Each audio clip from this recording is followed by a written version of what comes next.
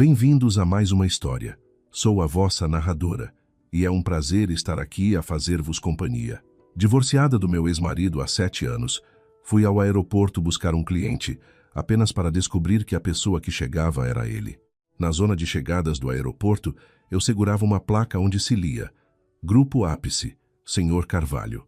O meu ex-marido, que eu não via há 7 anos, arrastou a sua mala de cabine, parou à minha frente e, com uma expressão indecifrável, disse: "Há quanto tempo?"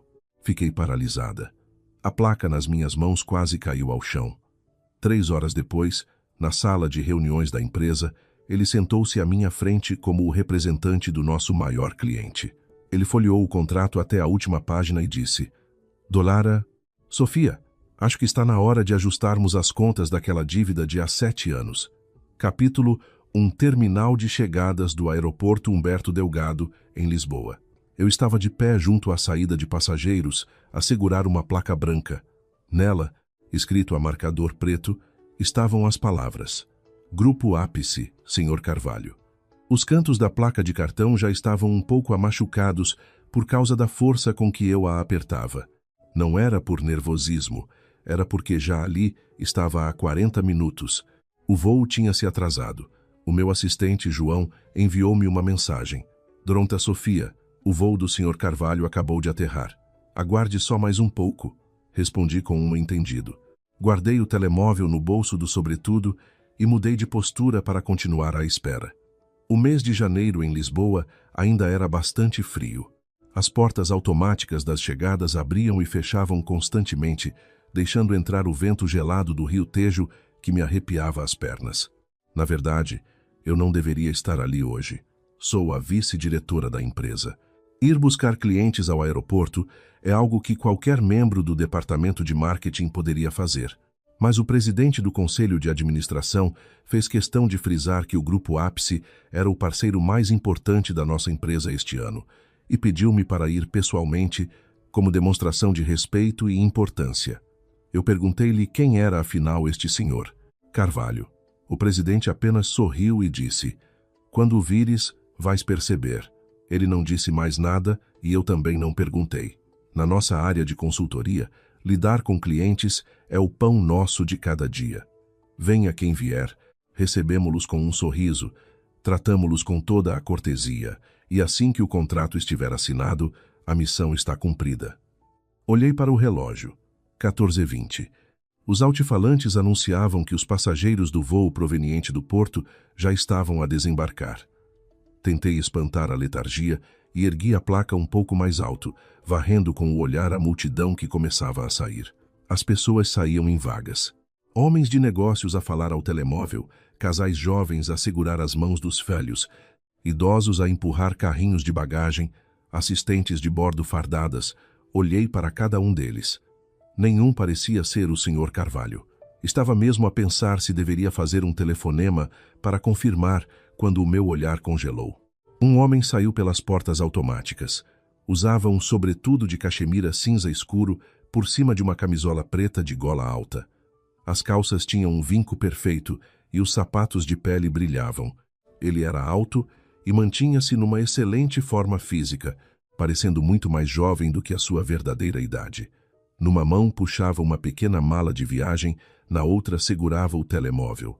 Os seus passos não eram nem muito rápidos nem muito lentos, emanando uma aura de calma e controlo absolutos. O meu coração deu um salto no peito.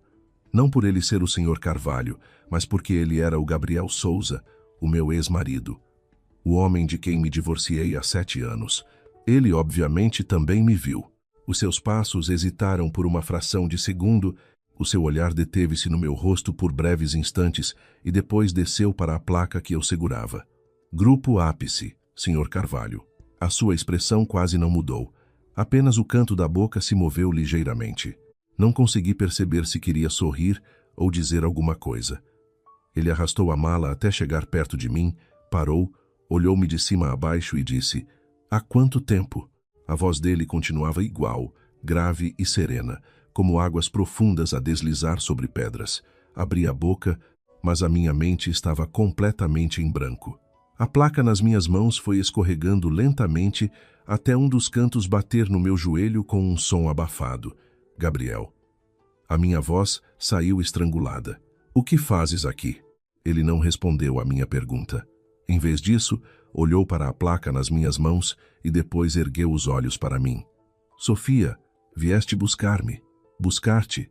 Abanei a cabeça instintivamente. Eu vim buscar o Sr. Carvalho do Grupo Ápice. A meio da frase, parei abruptamente. Grupo Ápice. Sr. Carvalho. O Gabriel chama-se Souza, não Carvalho. Mudei de nome. Ele disse, parecendo ler a minha confusão. Carvalho é o apelido de solteira da minha mãe. Fiquei ali plantada, ainda a segurar a placa com o Sr. Carvalho, a sentir-me uma autêntica idiota. Durante 7 anos, imaginei o nosso reencontro milhares de vezes. No supermercado, na rua, no chiado, ou num jantar de amigos em comum. Em todas essas vezes, eu pensava na roupa que iria estar a usar, no que lhe iria dizer, na expressão que faria.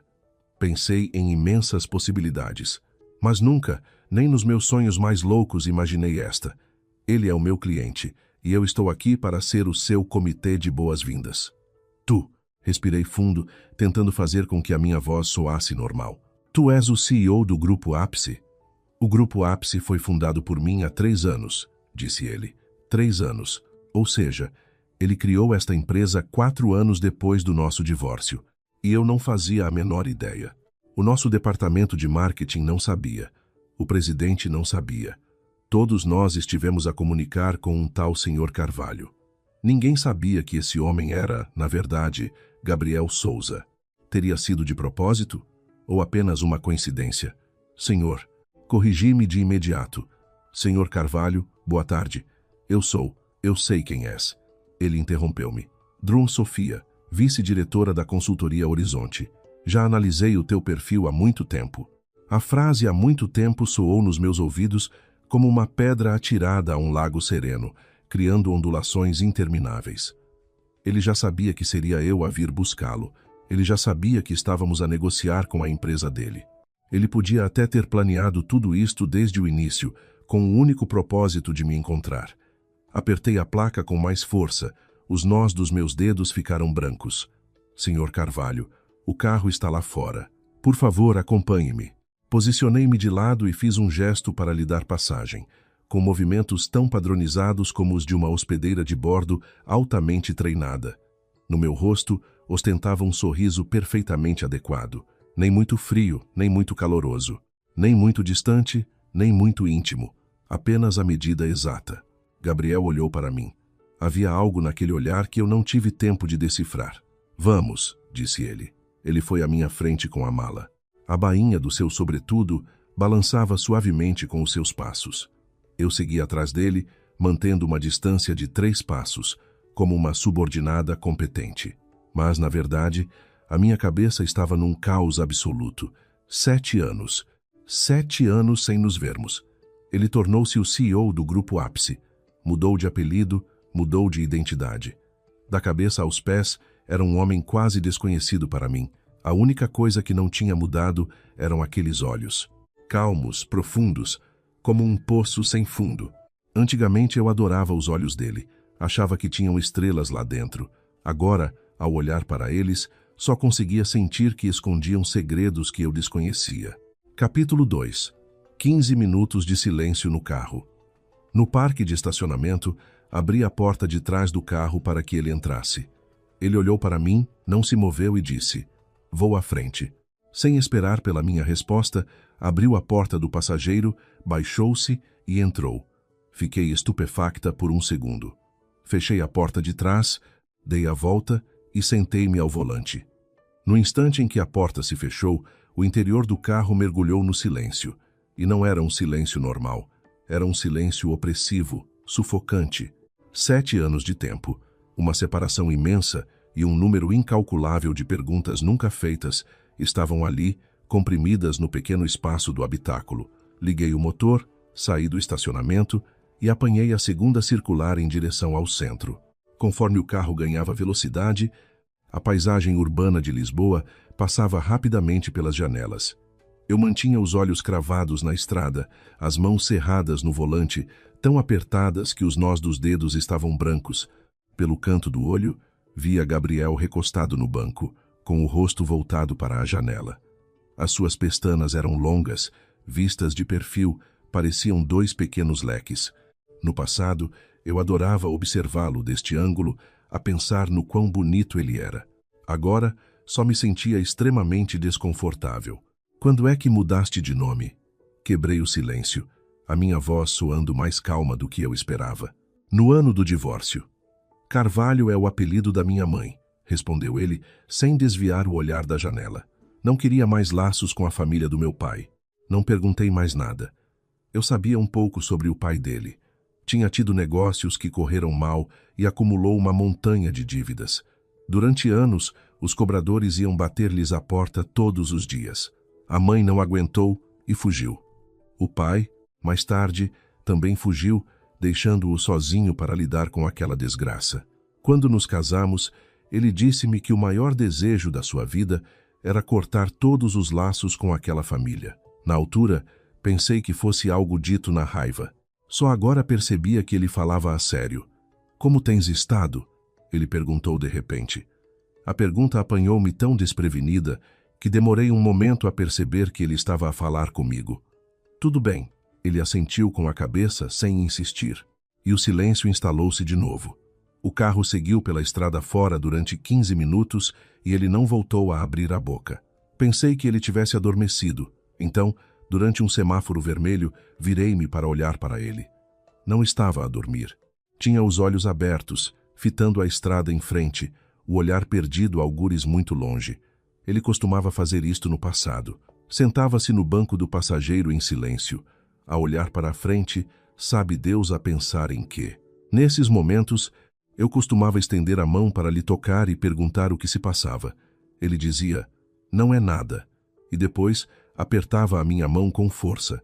Agora, as mãos dele repousavam sobre os próprios joelhos, muito longe das minhas. Desviei o olhar e voltei a concentrar-me na condução. Há distâncias que não podem ser encurtadas apenas estendendo a mão. Capítulo 3. A chegada ao hotel. Durante o percurso até ao hotel, não parei de pensar numa coisa. Por que razão ele veio?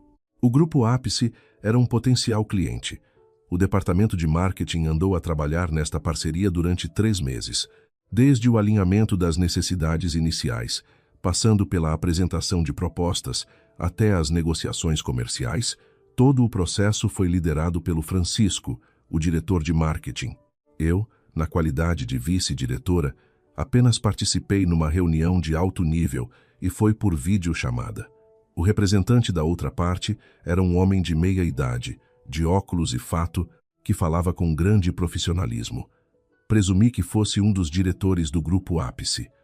Agora percebo que esse homem devia ser apenas um subordinado do Gabriel. Ele evitou aparecer na videochamada propositadamente. Ocultou a sua identidade de forma deliberada. E esperou por este dia em que eu iria pessoalmente recebê-lo ao aeroporto para aparecer diante de mim. Por quê? O que é que ele quer? Estas questões atormentaram-me a cabeça durante toda a viagem, mas sem respostas. Parei o carro à porta do hotel, no Parque das Nações, e saí para ajudá-lo com a mala. Quando ele pegou na pega, os dedos dele roçaram nas costas da minha mão. Estavam frios como o vento de inverno. Recuei a mão instintivamente. Ele olhou para mim, mas não disse nada. Senhor Carvalho, descanse por hoje. Amanhã às 9 horas teremos a reunião na empresa. Está bem. Virei-me para ir embora, mas ele chamou-me de repente. Sofia. Parei, mas não me virei.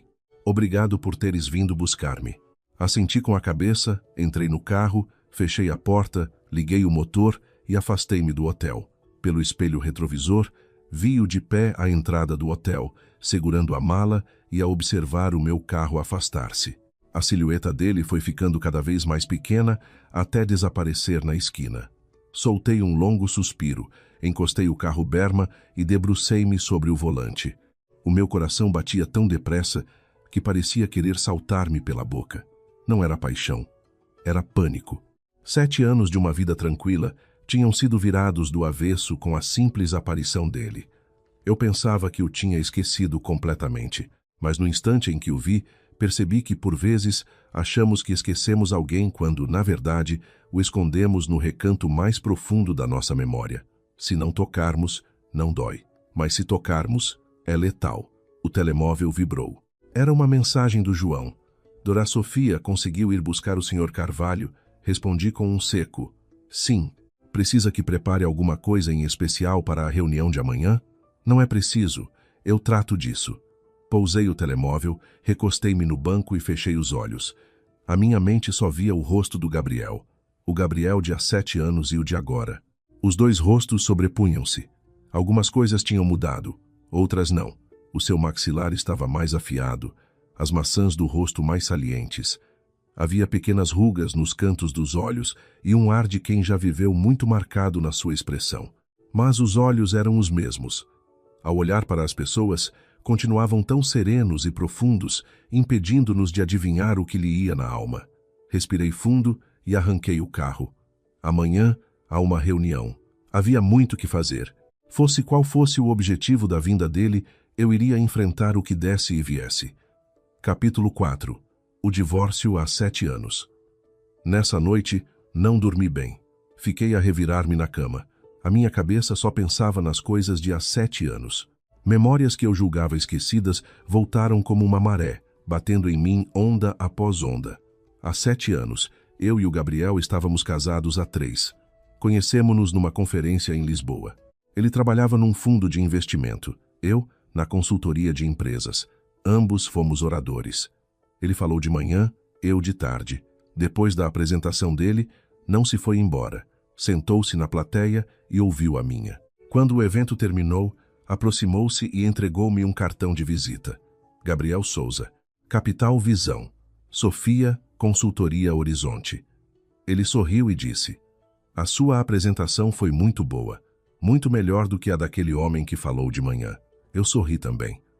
O homem que falou de manhã foi você. Portanto, tem razão. Sou melhor do que você.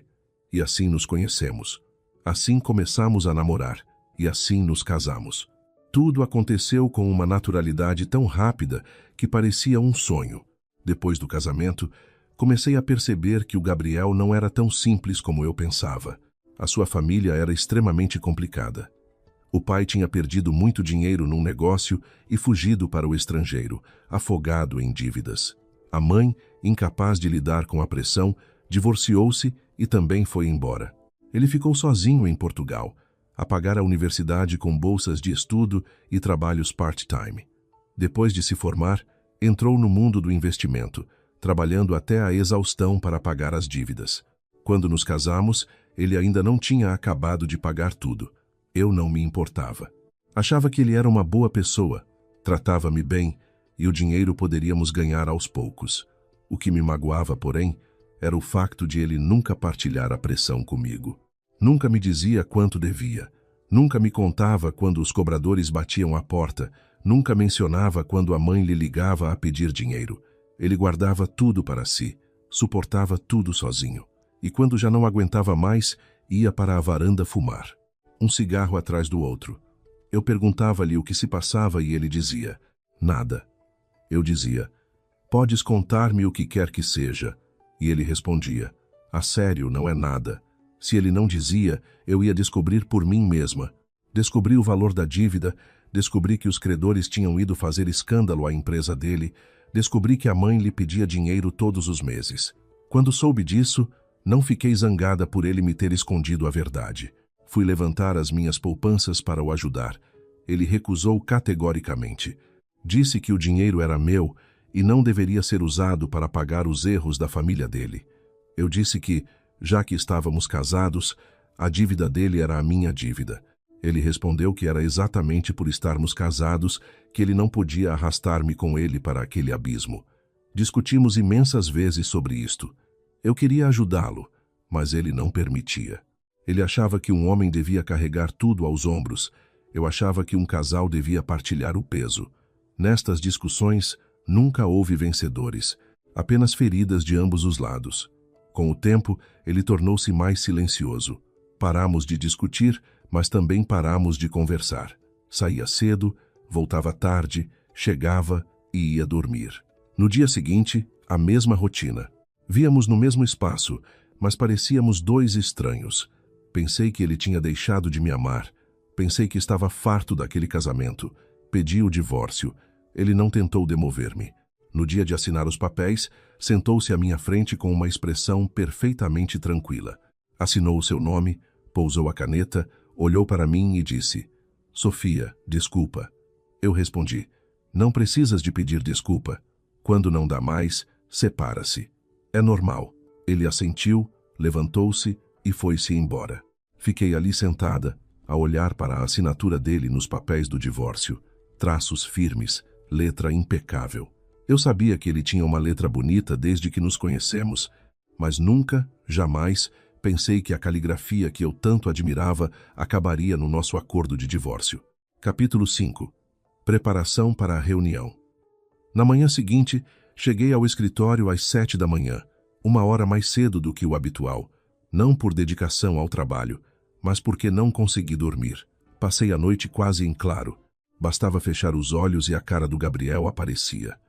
Depois de rebolar na cama até às 3 da manhã, desisti, tomei um duche, maquilhei-me, vesti-me e saí. Enquanto me maquilhava, fiquei muito tempo parada em frente ao espelho. Como devia maquilhar-me hoje? Mais forte ou mais natural? Deveria usar aquele batom vermelho de que ele tanto gostava antigamente? Peguei no batom, depois pousei-o. Sofia, o que estás a fazer? Vais para uma reunião, não para um encontro. Ele é um cliente. Tu és a fornecedora. Entre vocês, só existe um contrato. Mais nada. Troquei o batom para o rosa velho que usava todos os dias. Nem muito, nem pouco. O ideal. Às 7 horas, todo o piso da empresa ainda estava deserto. Passei o cartão para entrar no escritório, liguei o computador e revi os documentos que iria usar hoje. O projeto com o Grupo Ápice era uma enorme campanha de rebranding corporativo. O valor do contrato chegava aos 3 milhões de euros. Era o maior contrato da nossa empresa este ano. O presidente do conselho levava isto muito a sério.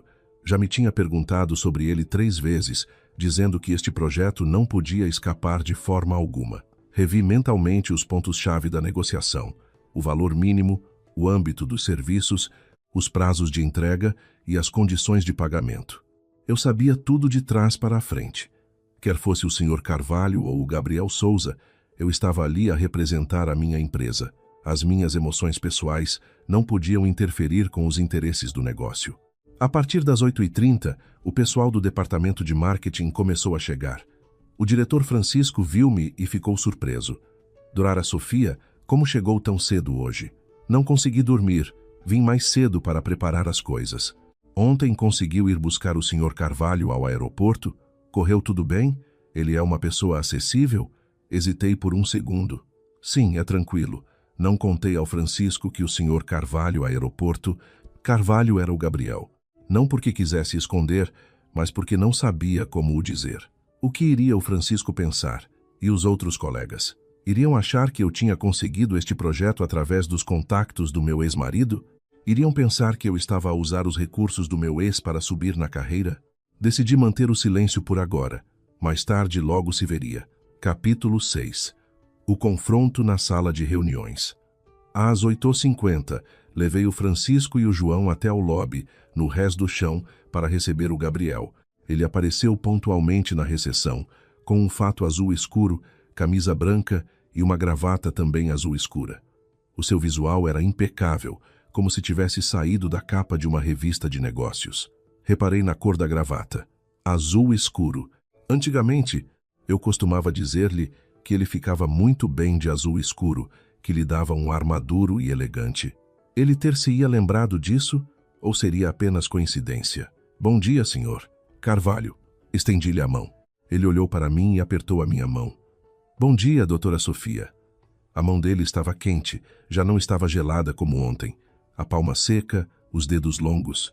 O aperto foi firme, mas não excessivo. A distância perfeitamente medida. Recolhi a mão e fiz um gesto para os elevadores. Por aqui, por favor. Dentro do elevador, o Francisco colocou-se ao lado do Gabriel e tentou puxar conversa de forma efusiva. Senhor Carvalho, descansou bem esta noite? Muito bem, obrigado. O hotel é do seu agrado? Se não estiver satisfeito, podemos tratar de o mudar para outro local. Não é preciso, está excelente. O Francisco fez mais algumas perguntas sobre o projeto. O Gabriel respondeu de forma lacônica. Cada frase não tinha mais do que 10 palavras. O tom era educado, mas havia nele uma autoridade que inibia qualquer tentativa de aprofundar a conversa. O Francisco, percebendo a deixa, acabou por fechar a boca. O elevador chegou ao 18º andar, avancei na frente e abri a porta da sala de reuniões. A sala era ampla, com capacidade para 20 pessoas. Na longa mesa oval havia águas, cadernos e canetas. O projetor já estava ligado e a apresentação em PowerPoint estava pronta no ecrã. Tudo estava organizado. Sentei-me de um lado da mesa. O Gabriel sentou-se à minha frente. O Francisco e o João sentaram-se ao meu lado e os 2 acompanhantes do Gabriel sentaram-se ao lado dele. A reunião começou. Primeiro, o Francisco apresentou o perfil da nossa consultora e o progresso do projeto. Depois, um elemento do marketing explicou a proposta criativa e o pessoal das finanças apresentou o orçamento. Todos falaram com seriedade. A apresentação estava visualmente excelente, os dados eram precisos e os casos de estudo eram pertinentes. Durante tudo isto, Gabriel pouco falou. Apenas ouviu atentamente, tirando notas breves no seu caderno, mas o seu olhar caía sobre mim de tempos a tempos. Não eram olhares prolongados ou propositados, eram relances rápidos e casuais. Pareciam quase incontroláveis, como se estivesse à procura de confirmação de algo. Não correspondia ao olhar dele. Mantive o foco na pessoa que estava a falar, assentindo com a cabeça de vez em quando e tirando as minhas notas. A meio da apresentação, Gabriel falou subitamente. Drua Sofia, gostaria de ouvir a sua opinião. Todos os olhares na sala viraram-se para mim. Pousei a caneta e olhei-o diretamente nos olhos. Senhor Carvalho, em relação a este projeto, tenho alguns pontos a destacar. Comecei a falar com total confiança, desde a análise de mercado ao posicionamento da marca, das estratégias de comunicação à execução. Explorei cada ponto com detalhe. Não usei frases vazias ou lugares comuns. Cada argumento era suportado por dados, cada estratégia exemplificada com casos concretos. Com tantos anos de experiência em consultoria, eu tinha a bagagem para falar com esta autoridade. O Gabriel ouviu com grande atenção, sem desviar os olhos de mim. Quando terminei, ele ficou em silêncio por alguns segundos e depois acenou com a cabeça. Muito bem. Apenas 2 palavras, mas reparei que, ao acenar, o canto da sua boca curvou-se ligeiramente para cima. Era o seu antigo tique quando estava satisfeito com alguma coisa. Antigamente, quando eu lhe fazia o pequeno almoço e ele comia algo de que gostava muito, também acenava assim e sorria de canto. Ele dizia que era uma satisfação não ostensiva. Eu chamava-lhe charme discreto. Capítulo 7. A dívida antiga.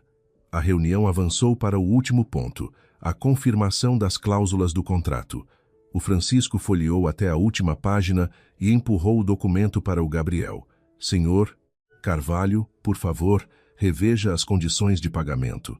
Conforme tínhamos acordado, 30% na assinatura, 40% na revisão intermédia e 30% na entrega do projeto final. Gabriel pegou no contrato, analisou-o por uns instantes e pôs-o sobre a mesa. Há aqui um ponto que tem de ser alterado. Qual ponto? Perguntou rapidamente o Francisco. O Gabriel não olhou para o Francisco, olhou diretamente para mim. Artigo 7, a linha 3. Penalização por quebra de contrato. O Francisco foi até ao artigo 7 e o seu rosto mudou de cor. Senhor Carvalho, esta é uma cláusula padrão. Nós assinamos assim com todos os clientes. Este ponto tem de mudar. A voz do Gabriel não era alta, mas não admitia réplicas. A multa contratual deve passar de 20% para 50% do valor total. O ar na sala congelou instantaneamente. 50%? O valor deste contrato era de 2-3 milhões de euros. 50% seriam 15 milhões de euros. A cara do Francisco ficou branca como cal. A expressão do João petrificou. O nosso advogado pegou no contrato e reviu a página, franzindo as sobrancelhas. Senhor Carvalho, essa percentagem. O Francisco tentou argumentar, mas o Gabriel levantou a mão para interrompê-lo. Dontara Sofia, ele disse, fitando os meus olhos, Acho que está na hora de ajustarmos as contas daquela dívida antiga de há 7 anos. A temperatura da sala desceu para 0. O Francisco olhava para o Gabriel, depois para mim, os olhos cheios de perplexidade. Ele não conhecia a minha relação com o Gabriel, nem percebia o que significava a dívida antiga. Mas eu percebia. Há 7 anos, quando me divorciei dele, fiquei com a maior parte do dinheiro que tínhamos na conta conjunta. Era o dinheiro que tínhamos poupado nos nossos 3 anos de casados. Dinheiro do trabalho dele e do meu. No momento do divórcio, eu disse que metade daquele dinheiro era meu e que era justo eu ficar com a minha parte. Ele não se opôs. Assinou os papéis. Pensei que ele tivesse concordado, mas afinal parece que não. Ele recordou-se disto durante 7 anos. Senhor Carvalho. Levantei-me mantendo o contato visual com ele. No que toca a essa dívida antiga que menciona, podemos falar sobre isso a sós, mais tarde. Mas neste momento, estamos numa reunião de negócios e o que está em causa são as cláusulas do contrato. Uma multa de 50% não tem precedentes no nosso setor. Em nome da empresa, declaro que não podemos aceitar esta condição. Gabriel encostou-se à cadeira, sempre a olhar para mim. A sua expressão continuou imperturbável, mas havia um brilho nos olhos dele que eu não conseguia decifrar. Doutora Sofia tem a certeza de que quer falar comigo a sós? Tenho a certeza. Ele ficou em silêncio durante uns segundos e assentiu. Está bem. Levantou-se e pegou no casaco. Ficamos por aqui. Dra Sofia, marque uma hora para falarmos em privado. Ele e os seus assistentes saíram da sala. Assim que a porta se fechou, o Francisco virou-se imediatamente para mim. Sofia, o que se passa aqui? Que história é esta da dívida antiga? Vocês conheciam-se? Respirei fundo e olhei para o Francisco. Ele é o meu ex-marido. A boca do Francisco abriu-se num "o perfeito". A caneta escorregou das mãos do João e caiu ao chão. O silêncio na sala era tanto que se ouvia apenas o zumbido do ar-condicionado. Capítulo 8. Os detalhes que eu nunca ponderei. O Francisco é um homem perspicaz e não fez perguntas detalhadas na sala de reuniões. Apenas acenou, disse um compreendido e saiu com o João. Fiquei sentada sozinha, a olhar fixamente para o contrato à minha frente. Artigo 7, a linha 3. Penalização por quebra de contrato, 50%. E as palavras dele. A dívida antiga de há 7 anos. Seria mesmo aquela poupança do divórcio? Não fazia sentido. Havia cerca de 30 mil euros na conta conjunta e eu levei metade, 15 mil. Para o CEO do Grupo Ápice de hoje, 15 mil euros são uma gota no oceano. Ele não iria planear isto durante anos. Criar uma empresa e vir cobrar-me uma indemnização só por causa de 15 mil euros. Então, a que dívida antiga é que ele se referia? Fechei o contrato, recostei-me na cadeira, cerrei os olhos e deixei a mente rebobinar o tempo. Havia muita coisa na altura do nosso divórcio que eu nunca cheguei a compreender. Por exemplo, por que é que ele ficou tão frio de repente? No nosso 3º ano de casados, depois de 2 anos perfeitamente felizes, ele mudou do dia para a noite. Parou de falar, parou de ser carinhoso, não interagia comigo. Eu perguntava o que se passava e ele respondia que nada. Ele tinha obviamente um problema, mas recusava-se a falar. Por exemplo, por que é que ele recusou obstinadamente o meu dinheiro para pagar a dívida do pai? Ele repetia que, por estarmos casados, não me podia arrastar com ele. Na altura, eu achava que era orgulho ferido ou machismo que não admitia que a mulher lhe pagasse as contas. Pensando bem, o tom dele não parecia o de alguém que recusava ajuda. Parecia mais o de quem queria proteger alguém de um perigo maior. E, por exemplo, a rapidez e a falta de resistência com que ele assinou os papéis do divórcio. Eu pedi o divórcio. Ele não tentou salvar a relação. Eu disse que queria a casa. Ele disse, está bem. Eu disse que ficava com metade do dinheiro. Ele disse, certo. Sem regateios, sem zangas, sem hesitações. Parecia que ele estava à espera que aquele dia chegasse. Eu já tinha notado tudo isto na altura, mas estava demasiado destroçada, convencida de que ele já não me amava e por isso tanto lhe fazia estar casado ou divorciado. Concentrei-me em curar as minhas feridas, em reconstruir a minha vida, e não tive energia para analisar mais a fundo. Mas agora ele voltou, com a sua empresa, com a sua conta por saldar e com aqueles olhos impenetráveis. E as dúvidas que ficaram guardadas numa gaveta há 7 anos voltaram de rompante à minha cabeça. Peguei no telemóvel e enviei uma mensagem a Inês. O Gabriel voltou. A Inês era a minha colega da faculdade e a única amiga que sabia de toda a minha história com o Gabriel do início ao fim. Ela ligou-me num milissegundo. O que estás para aí a dizer? O Gabriel está em Lisboa. É o CEO do Grupo Ápice, o maior cliente da nossa empresa este ano. Fui buscá-lo, ontem ao aeroporto. O silêncio reinou do outro lado da linha durante largos segundos. Sofia, estás bem? Estou. Mas ele veio assinar um contrato e exigiu alterar a cláusula de penalização para 50%.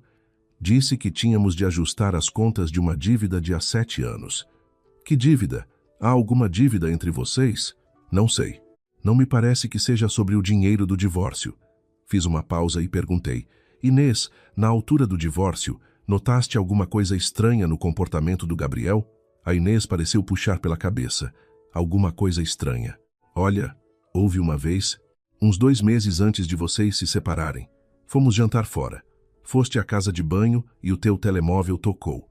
Eu olhei e vi que era de um hospital. Não atendi, mas mais tarde contei-te, e tu disseste que tinhas perguntado ao Gabriel e que ele te tinha dito que se deviam ter enganado no número. Um hospital? Franzi a testa. Mais alguma coisa? Sim, mas não tenho a certeza. A voz dela soou hesitante. Uns 6 meses após o vosso divórcio, vi o Gabriel sair de uma clínica perto de 7 Rios. Usava boné e máscara, estava disfarçado, mas o andar dele é tão inconfundível que eu reparei logo. Que clínica? Já não me lembro do nome. Mas julgo que era um hospital de especialidade. Na altura, não dei importância, mas agora. Por que é que ele andaria a esconder-se para ir ao médico? O meu coração começou a bater descompassadamente. A chamada de um hospital. As idas às escondidas a um hospital de especialidade. Um comportamento tão secreto. Estes fragmentos começavam a formar um puzzle, com uma imagem na qual eu nunca sequer ousara pensar. O Gabriel estivera doente. Mas não. Se fosse só uma doença, ele não precisava de mais esconder. A não ser que fosse uma doença gravíssima. Tão grave que não me quisesse contar, não quisesse ser um peso para mim, preferindo o divórcio a deixar-me carregar esse fardo. Sofia? Sofia, ainda aí estás? Estou. Respirei fundo, sentindo um arrepio pela espinha. Inês, podes fazer-me um favor? Diz. Podes usar os teus contactos e descobrir de que hospital ligaram para o meu número há 7 anos? Ainda tenho o número guardado nos registros do telemóvel antigo. Vou enviar-te. Está bem. Desliguei a chamada e fui aos registros antigos do meu telefone. Aquele número estava gravado há 7 anos, com o nome Chamada Não Atendida. Sempre que olhava para ele, pensava se as coisas teriam sido diferentes se eu o tivesse atendido. Agora, talvez fosse finalmente obter a resposta. Capítulo 9. A verdade que chegou tarde. A Inês foi rápida. Na tarde do dia seguinte, mandou-me um áudio longo. Sofia, já descobri. O telefonema foi do IPO de Lisboa, Instituto Português de Oncologia. O departamento que te tentou ligar na altura foi a Unidade de Oncologia Médica. Oncologia. As minhas mãos começaram a tremer. Perguntei a um amigo que lá trabalha. Ele disse que os processos de há 7 anos já estão arquivados, é complicado aceder-lhes, mas conseguiu falar com o médico assistente daquela época. O médico ainda se lembra perfeitamente do Gabriel, porque o caso era muito raro. Um rapaz tão novo, e quando foi diagnosticado, o tumor já estava em estadio avançado. Estadio avançado. Estas 3 palavras espetaram-se no meu coração como lâminas geladas. Sofia. O médico disse que o prognóstico não era nada animador. A taxa de sobrevivência há 5 anos era inferior a 30%. O Gabriel deve ter sabido disto e foi por isso que quis divorciar-se. Ele não queria arrastar-te com ele. Não queria que o visses morrer. Percebes? Eu percebi. Percebi tudo. Por isso é que ele não quis o meu dinheiro. Por isso é que se tornou frio e distante do dia para a noite. Por isso é que assinou o divórcio sem hesitar um segundo. Não era porque ele queria divorciar-se. Era porque achava que não ia viver muito mais. Ele não queria que eu o visse morrer. Queria que eu o odiasse. Odiasse-o e o abandonasse. Odiasse-o para não querer olhar para trás. Ele preferiu que eu o odiasse para o resto da vida a permitir que eu assistisse ao seu fim. Sofia. Sofia, estás bem? Ele ainda está vivo. A minha voz estava embargada, trêmula. Ele está vivo, Inês. Pois está. Sobreviveu a isso tudo. A voz da Inês também já estava carregada de lágrimas. Sofia, ele passou por um inferno e agora voltou. Achas que ele veio para te cobrar uma dívida de vingança? Ou...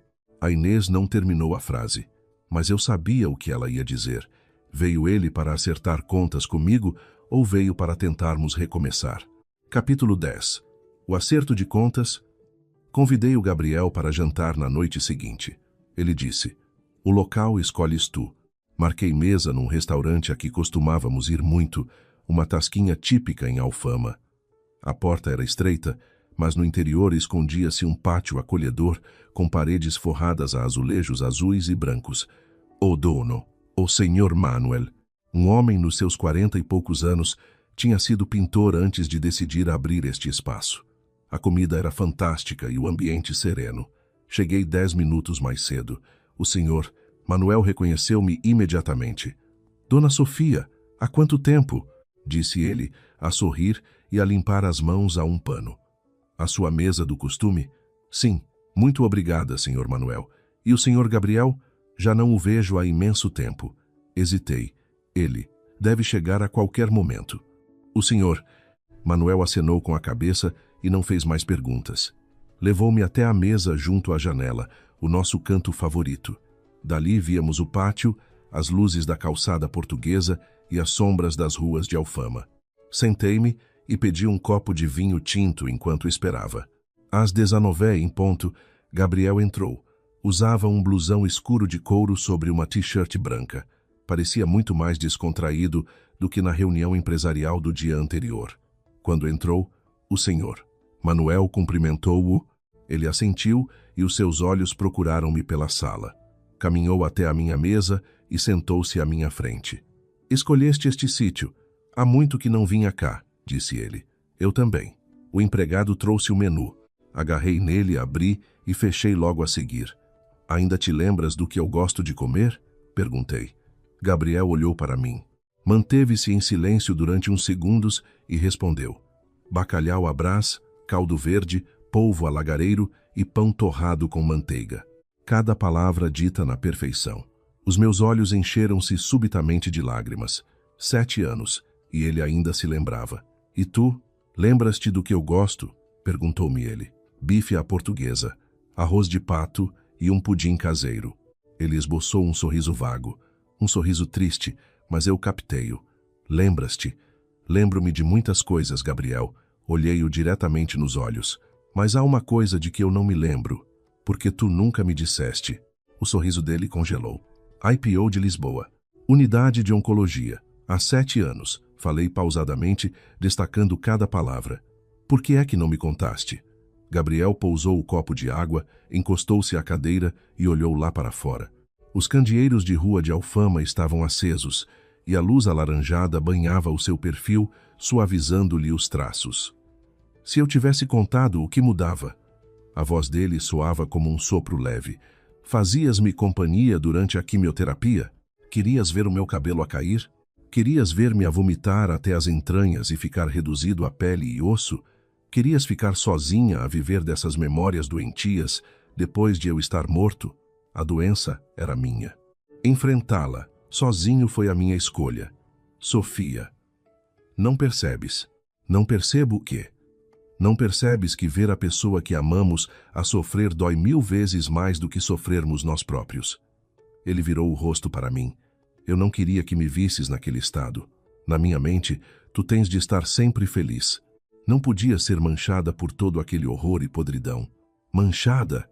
As minhas lágrimas finalmente transbordaram e escorreram-me pelo rosto. Gabriel, achas que cuidar de ti era manchar-me?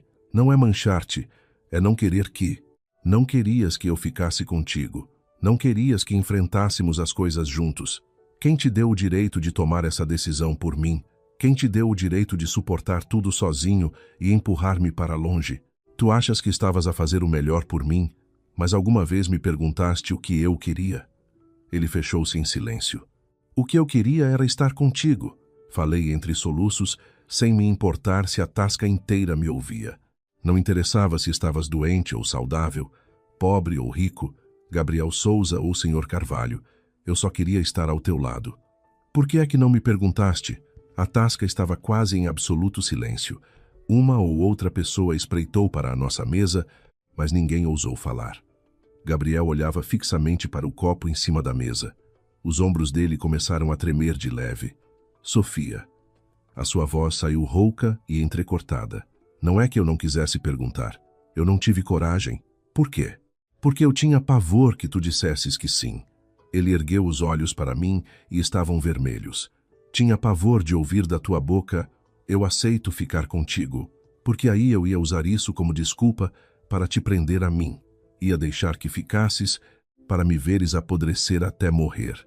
Eu não podia fazer isso contigo. Não suportaria deixar que assistisses à minha morte.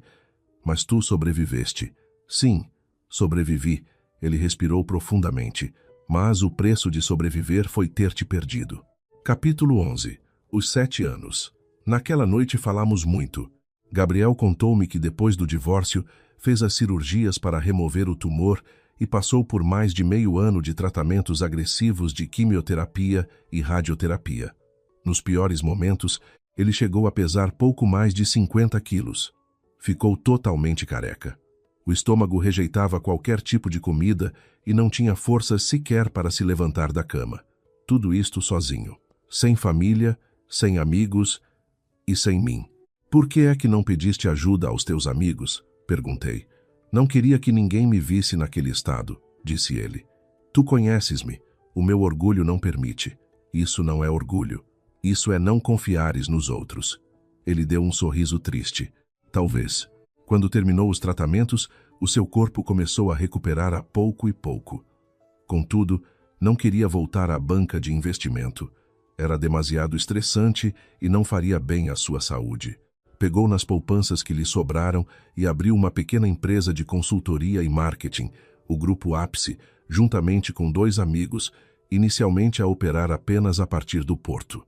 Em 3 anos, a empresa cresceu de 3 para mais de 200 colaboradores, com receitas anuais na casa dos milhões de euros. Ele foi bem-sucedido, mas o preço do sucesso foram 7 anos de solidão esmagadora. Tiveste namoradas depois do divórcio? Perguntei. Ele olhou de relance para mim. Não. Por quê? Muito ocupado com a empresa, sem tempo para o amor? Ele calou-se uns instantes. Sofia, tens mesmo de perguntar?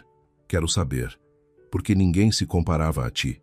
Ele disse aquilo com os olhos postos na janela, a olhar para a calçada molhada sem me encarar. Não porque sejas perfeita, mas porque dentro de mim, tu tornaste-te o padrão.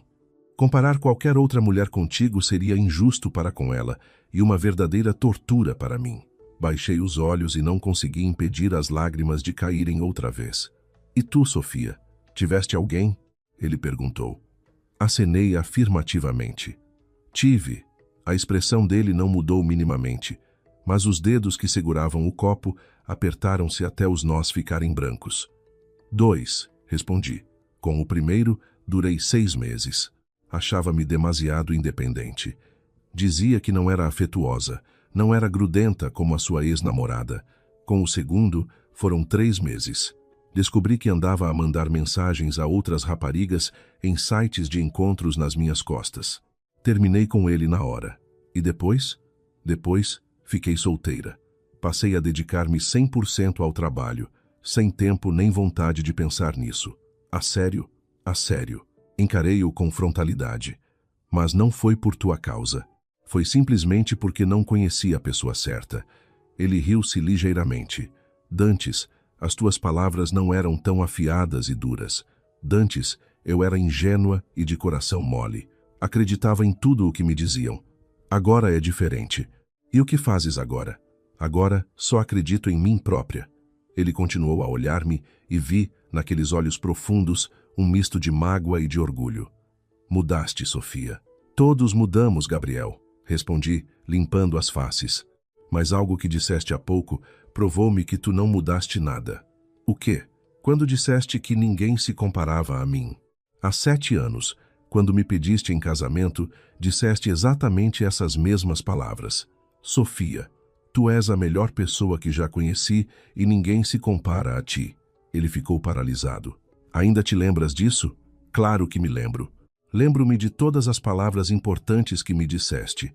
É por isso que eu tive tanta raiva de ti. Raiva de não me deixares lutar a teu lado. Achavas que esconder as coisas era o melhor para mim. Mas sabes o que era realmente o melhor para mim? Era contar-me a verdade, por pior que ela fosse, e deixar-me fazer as minhas próprias escolhas. Ele baixou o rosto para a mesa e não falou durante muito tempo. Desculpa, Sofia, a sua voz saiu como um murmúrio frágil. Eu errei. Erraste redondamente, declarei de forma perentória. Mas já não estou zangada contigo. Ele levantou o rosto abruptamente, os olhos muito brilhantes de água retida. Por quê? Respirei fundo. Porque estás vivo, sobreviveste, e isso chega-me. Capítulo 12. O contrato. Naquela noite não falamos de contratos nem de empresas. Não nos tínhamos esquecido, mas simplesmente não queríamos falar disso. O que era necessário dizer entre nós, fora da esfera dos negócios, já tinha sido dito no restaurante. O resto era apenas negócios e dinheiro. No dia seguinte, instruí a equipa jurídica a redigir uma nova versão do contrato. A multa por quebra de acordo regressou ao padrão da indústria, 20%. Desloquei-me até ao hotel do Gabriel no Parque das Nações para entregar o contrato pessoalmente. Ele pegou no dossiê, abriu a página onde era suposto assinar e fê-lo, sem sequer ler uma linha. Não vais ler? Não preciso. Não tens medo que eu tenha posto a multa a 80% e tramado a tua empresa? Ele soltou um pequeno sorriso. Tu nunca farias isso. E como tens tanta certeza? Porque tu continuas a ser tu. Peguei no contrato assinado, dei meia volta e fiz tenção de sair. Sofia. Parei e não me virei. Já fechamos o assunto do contrato. E o nosso assunto? Eu fingi-me de desentendida. Que assunto temos nós? Sabes muito bem do que estou a falar. Respirei fundo e virei-me, mantendo as minhas defesas bem altas. Gabriel, o que queres de mim agora? Ele avançou em passos largos, parou à minha frente e fixou o olhar no meu, com a diferença de altura entre nós muito notória. Quero dizer-te que tomei uma péssima decisão há 7 anos. Achei que estava a afastar-te para teu bem, mas fui cobarde e egoísta. Tinha medo que visses a minha fragilidade. Tinha medo de que, se ficasses, acabasses por me ressentir e me deixar de uma forma muito mais cruel. Mas nunca imaginei que no minuto em que te afastei, uma parte de mim morreu. Eu já te tinha perdido. Senti as lágrimas a picarem-me nos olhos novamente, mas mantive a postura firme. Eu sei, Sofia, que já não tenho qualquer direito de dizer isto, mas preciso que saibas que durante aqueles 7 anos não passou um único dia sem que pensasse em ti. E não era por me sentir miseravelmente sozinho. Era porque tu és e sempre foste a mulher da minha vida. Gabriel, tentei interromper, mas ele não deixou. Ouve até ao fim, por favor. Não te peço que me perdoes instantaneamente. Não te peço para recomeçarmos já hoje. O que te estou a dizer é que, se alguma vez me quiseres dar outra oportunidade, quero dedicar o resto da minha vida a compensar-te pelos 7 anos que te roubei. Olhei para aquele homem feito, imponente mas vulnerável perante mim. A minha barreira desmoronou e as lágrimas rolaram-me livremente pelas faces. Não me deves 7 anos, Gabriel. Então, o que te devo? Deves-me a oportunidade de escolher. Aproximei-me um passo. Há 7 anos não me deixaste escolher. E agora? Ele não hesitou. Queres escolher agora? Olhei para os olhos dele. Aqueles olhos que me tinham encantado durante 3 anos de casamento. Aqueles olhos que esconderam uma terrível doença e segredos inimagináveis durante 7 anos. Gabriel, falei lentamente, eu não vou escolher. Os ombros dele caíram quase de imediato. Por quê? Porque, decida o que eu decida agora, a resposta será sempre a mesma. Qual resposta? Eu deixei o sorriso brotar através das lágrimas. Não eras tu que tinhas pavor de que eu dissesse que sim, de que aceitasse o fardo? E agora? Ainda tens medo que eu diga sim, eu quero estar contigo? Ele olhou para mim. As lágrimas, as primeiras que vi caírem-lhe desde aquele doloroso momento há 7 anos, deslizaram pelo rosto dele. Tenho medo, confessou ele em sussurro trêmulo. Mas, por ti, vale a pena. Capítulo 13. O regresso à casa. O projeto com o Grupo Ápice avançou maravilhosamente e foi assinado. A empresa tornou-se na maior conta corrente da nossa consultora e, gradualmente, o Gabriel tornou-se o visitante mais frequente dos nossos escritórios. No mínimo, aparecia uma vez por semana, às vezes para reuniões de acompanhamento, outras vezes almoçávamos perto do Marquês de Pombal, outras vezes ainda dizia que estava de passagem e deixava-me um café. Os colegas rapidamente descobriram que ele era o meu ex-marido, mas os mexericos morreram logo. O diretor Francisco foi taxativo e lançou um ultimato no departamento de marketing. Se eu apanhar alguém a fazer coscovilhice da vida privada da vice-diretora cá para fora ou na copa, considerem-se na rua. Todos entenderam o recado. Contudo, de vez em quando, a recepcionista mandava-me uma mensagem discreta. Drucar Sofia. O senhor. Carvalho acabou de entrar e, diga-se de passagem, aquele casaco assenta-lhe muito bem. Eu revirava os olhos para o telemóvel e descia para o ir receber. A nossa relação era num limbo curioso. Éramos amigos, mas muito mais do que isso. Sabíamos o âmago e os traumas do outro, mas ao mesmo tempo havia um abismo de 7 anos onde parecíamos desconhecidos. Havia coisas que ele queria dizer, havia coisas que eu queria dizer, mas as palavras morriam-nos sempre na garganta. Não porque não as quiséssemos pronunciar, mas por um medo recíproco, medo de quebrar aquele novo e sensível equilíbrio. Medo de regressar ao passado de dor. Medo de descobrirmos, afinal, que já não éramos as pessoas por quem nos apaixonáramos na juventude. Até que, numa noite fria, ele deu-me boleia para casa.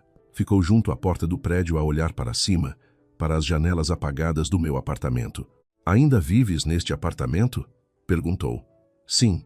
Desde o divórcio, nunca mais me mudei. Por quê? Fica perto do metro. É prático e habituei-me. Houve um longo momento de pausa. O vento gélido da noite lisboeta arrastava umas folhas secas pelo passeio de calçada. Sofia, importas-te que suba um pouco? Olhei para a figura dele, grande mas encolhida no casaco, e acenei. Subimos no elevador em total silêncio. Chegamos ao meu andar e eu tirei as chaves da carteira. A minha mão estava a tremer tanto que falhei a fechadura 2 vezes antes de a conseguir rodar. Ao entrar no hall, ele descalçou os sapatos, avançou uns passos cautelosos e observou. A sala de estar não era grande, mas estava limpa e perfumada. O sofá, que antes era de couro, agora estava forrado a linho cinzento claro. Na mesa de centro de madeira nórdica, brilhava uma jarra com lírios brancos frescos. O móvel da televisão tinha uma fileira diferente de livros e uns arranjos florais discretos. Está diferente do nosso tempo, notou ele, mantendo-se de pé no meio da divisão. Sim, deitei a mobília quase toda fora. Posso saber por quê? Porque os móveis antigos tinham as tuas memórias cravadas neles. Ele desviou o olhar com aquela confissão, mas permaneceu calado. Servi-lhe um copo de água e sentámo-nos. Ele no sofá de linho, eu num cadeirão individual ao lado. Sofia, posso fazer-te uma pergunta? Força. Disseste que a mobília velha te lembrava de mim. Estás a dizer que, durante todos estes anos, nunca me conseguiste esquecer? Apertei a minha chávena de chá. O silêncio reinou outra vez antes de eu conseguir retorquir. O teu objetivo de vires à minha casa era fazeres-me um interrogatório? Não foi só isso. Ele bebeu um trago longo da água e colocou o copo no descanso de cortiça com extrema lentidão. Sofia, eu queria dizer-te uma coisa importante. O Grupo Ápice acabou de estabelecer oficialmente a sua sede regional aqui em Lisboa. Tenciono viver cá a título permanente. O meu coração pareceu parar por meio segundo. Permanente? Quanto tempo? Ele cravou o olhar no meu e a voz ecoou com solenidade nas 4 paredes do meu apartamento. Para sempre, se correr bem. Porque é nesta cidade que vive a pessoa que eu mais quero ver na vida. Desviei a vista e fixei-me na água do copo. A luz do candeeiro amarelo balançava sobre o líquido de forma instável e trêmula, tal como o meu próprio pulso. Gabriel, percebes o que estás a implicar com essa mudança de vida? Percebo. Não tens medo de ser rejeitado? De te mudares de armas e bagagens e vires bater com a cara na porta, tive medo há muitos anos e quase perdi a razão de viver. O tom da voz dele ganhou um timbre rasgado e arrebatador. Eu disse-te, por ti, vale a pena o risco. Levantei os olhos do copo e devolvi-lhe o olhar de frente, aqueles olhos. O mesmo azul escuro das tempestades, o mesmo poço sem fundo, onde eu mergulhei aos 25 anos. Mas, neste exato momento, eu não via pânico ou o peso de uma morte iminente. O que estava lá no fundo, à minha espera, era o Gabriel autêntico, sem escudos e vulnerável. Levantei-me de rompante da cadeira. Gabriel Souza. Se tens a infeliz ideia de desaparecer, sem deixar rasto mais uma vez na tua vida, juro por tudo que não te perdoo. Os olhos dele brilharam, num misto espantoso de alívio e pura alegria infantil. Prometo. Ficarei onde quiseres que eu fique. Ótimo. E quanto a isso? Ainda não prometi nada. Disfarcei com um sorriso. Agora tens de te ir embora. Amanhã tenho de acordar cedo para o trabalho e tu deves estar no escritório às 9 em ponto. Ele também se levantou e abriu-se num grande sorriso genuíno. Um sorriso que lhe tirou 10 anos de cima. E, por fim, vi o rapaz que conheci num auditório há muito, muito tempo. Sim, tens razão. Vou andando. Ele calçou os sapatos, rodou o puxador e, antes de fechar a porta, disse num sussurro audível. Até amanhã, Sofia. Até amanhã. Assim que a porta encaixou no batente com o clique característico, deixei o peso do corpo descair contra a parede do hall de entrada e ofeguei, sorrindo como uma idiota, com o peito a ribombar como um tambor no Marquês na noite de São João. Foram precisos 7 anos, 2.555 dias e noites em sobressalto, para eu finalmente voltar a ouvir com o coração calmo a simples promessa de um posse até amanhã. Capítulo 14. O novo começo. O Gabriel não estava a mentir. Instaurou-se em Lisboa e não pensou em arredar pé. Primeiro, alugou um apartamento moderno no centro, perto do escritório da empresa. A sua rotina tornou-se tão familiar como se nunca tivesse ido embora. Acordava às 7 horas, corria junto ao rio Tejo, comprava o seu pão fresco, tomava o pequeno almoço e rumava ao escritório. A frequência dos nossos encontros aumentou vertiginosamente. Deixaram de ser sobre reuniões. Tornaram-se jantares espontâneos no Príncipe Real, passeios na Gulbenkian, aos domingos e fins de tarde, a comer pastéis de Belém e a falar das miudezas irrelevantes do cotidiano, onde ríamos e recuperávamos o conforto perdido da companhia alheia. Ele estava tão apaixonado, carinhoso e atencioso como quando éramos miúdos. Era, num milhão de pequenas formas, o companheiro e cavalheiro absoluto que me ajudava com os casacos, segurava o meu guarda-chuva ou memorizava todos os meus desejos de culinária. Mas a verdade crua é que já não sou a rapariga ingênua de há 7 anos atrás. Já não choro de emoção pura apenas por um ramo de tulipas vermelhas.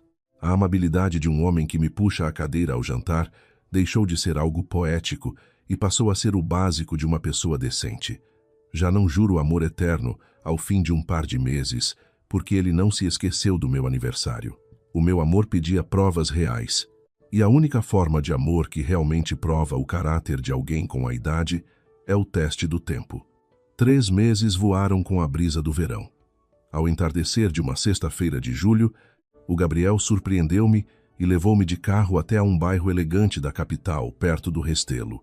Lá, mostrou-me um apartamento grande, T4, de luxo, com vistas abertas para a cidade e o mar de telhados a descer até ao estuário do Tejo. Estava já mobilado, primando por acabamentos de cores neutras e claras. Elegante, convidativo, arejado. O que achas disto? Perguntou-me ele no centro de uma sala onde ecoavam os nossos passos nas madeiras nobres. É um apartamento formidável, observei. Ele empurrou a porta da suíte principal virada a sul. A claridade pintava o chão de laranja crepuscular. Tive coragem de espreitar lá para dentro, sem passar pela ombreira. Depois, foi e empurrou outra porta para um estúdio iluminado e vasto. E este também está virado a sul e apanha sol da manhã. Guardei-o propositadamente para que sirva de teu escritório. Observei-o com um sobrolho erguido. Meu? O que achas que significa? Acho que. Não sei qual vai ser o rumo definitivo das nossas vidas, disse, visivelmente tenso. A única coisa que te quero garantir é isto, Sofia. No planeamento, para o resto do que vai ser da minha vida, já reservei lá o teu lugar. Queiras ou não ocupá-lo, o espaço vai ficar lá vazio para te pertencer na totalidade. Cruzei os braços sob o peito em reflexão.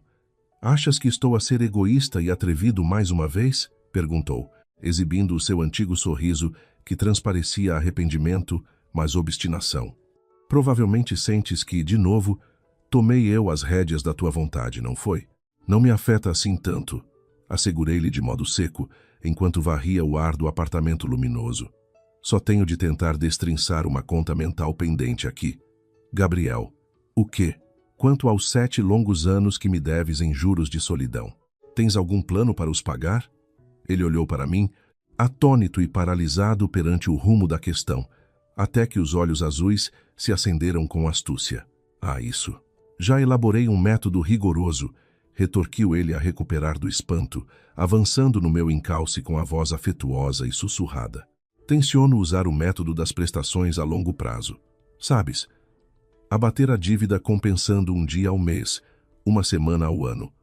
Hoje abato a primeira taxa de prestação inaugural. Não fui capaz de me reter por mais tempo face à ironia terna. Os meus olhos, a traição e de súbito, avermelharam de novo com lágrimas emotivas e inevitáveis daquele regresso à casa. Nesse caso, quem decide o preço e os juros destas taxas serei sempre e só eu. Eu não garanti que tu consigas.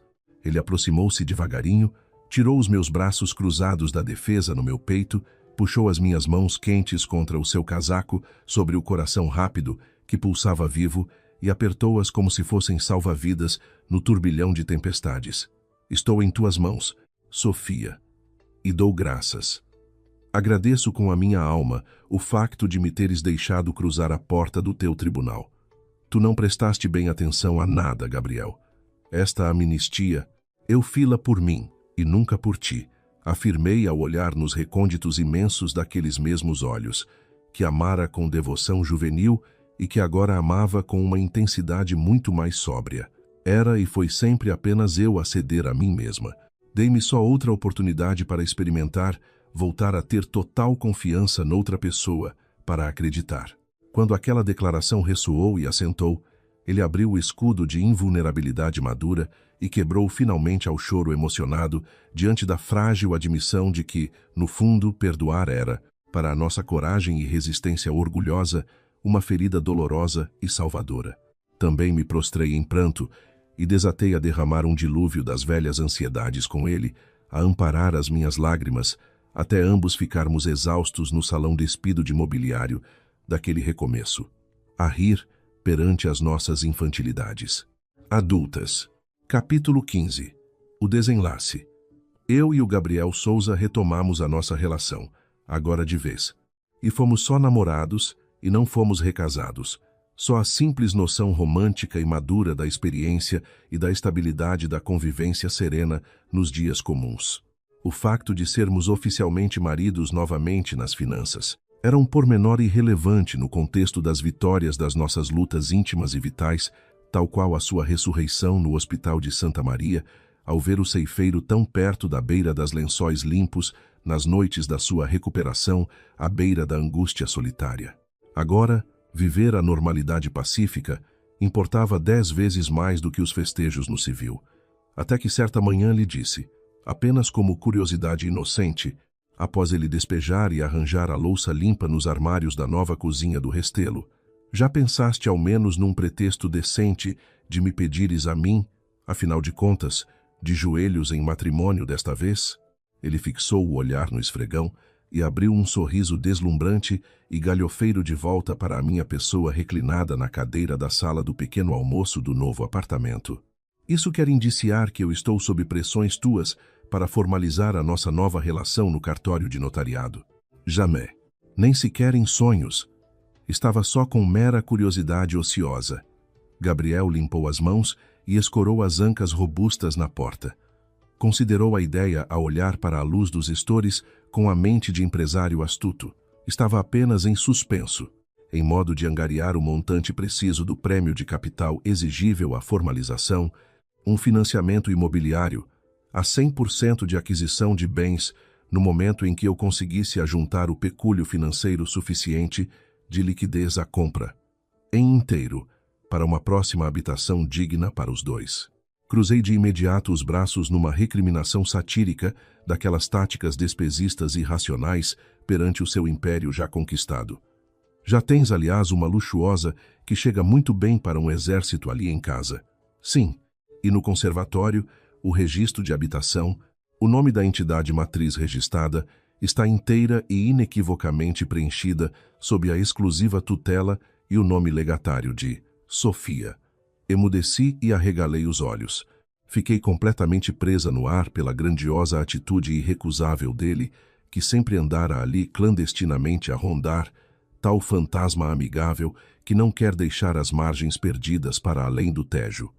Mas como?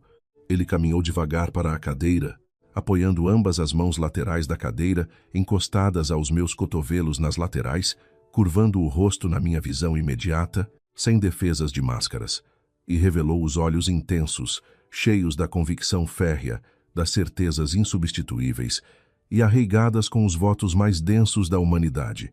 Sofia, no exato dia longínquo, quando preenchi os papéis do meu cheque da promessa e sinal, ficas a saber a determinação que já existia desde sempre em mim, inabalável nos meus próprios pensamentos.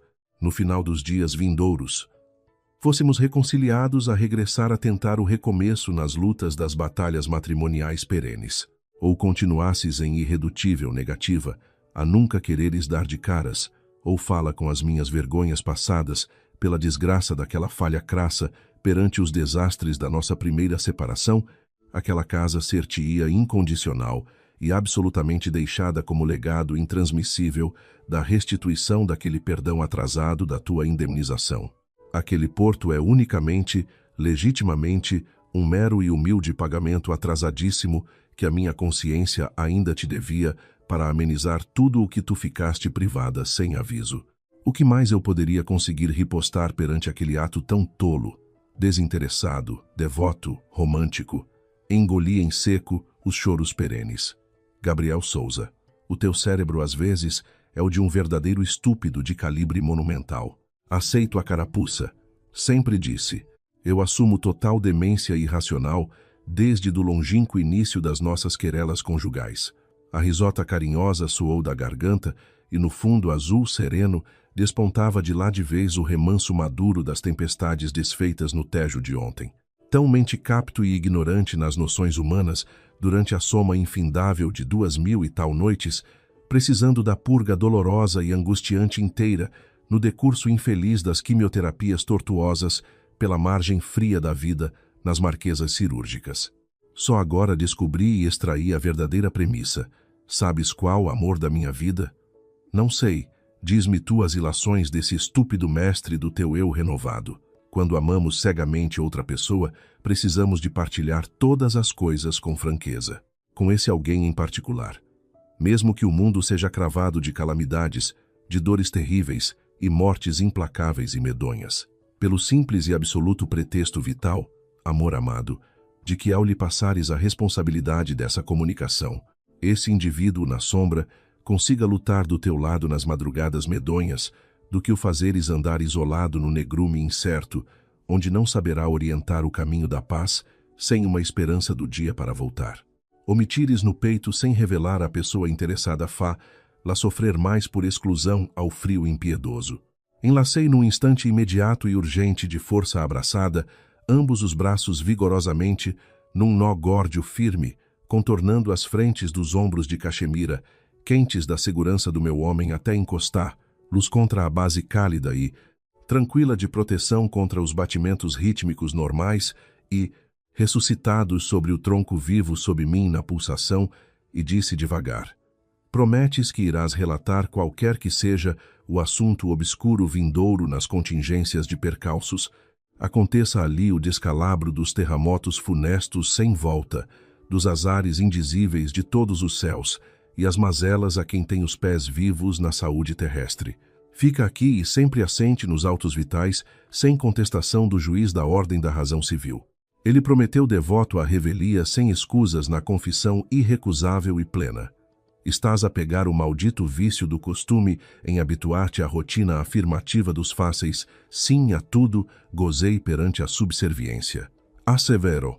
O fecho forte amparou-me na curva, com total enleio afetuoso, dos dois ombros aconchegando, de força irremovível aos braços, a minha fisionomia pacífica.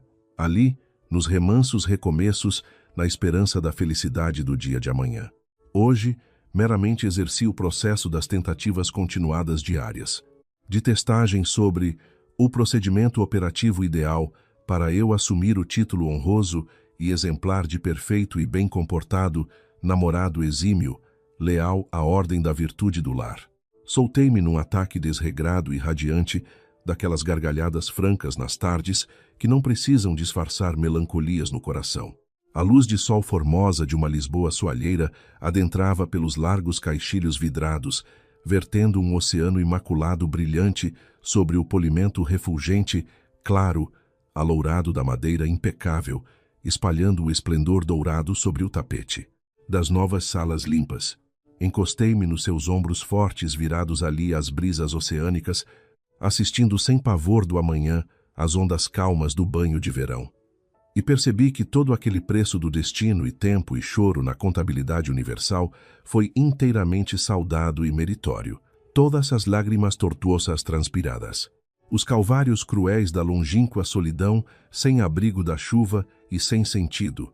Todas as mágoas do divórcio nos tribunais de justiça vãs se evaporavam merecidamente, pois se não houvesse o percurso desses invernos infindáveis sem respostas, nem rumo ao acaso da morte imprevista, eu não me transformaria, afinal, nas fortes qualidades que alicerçam com garra inquebrantável e convicções esta madura e corajosa.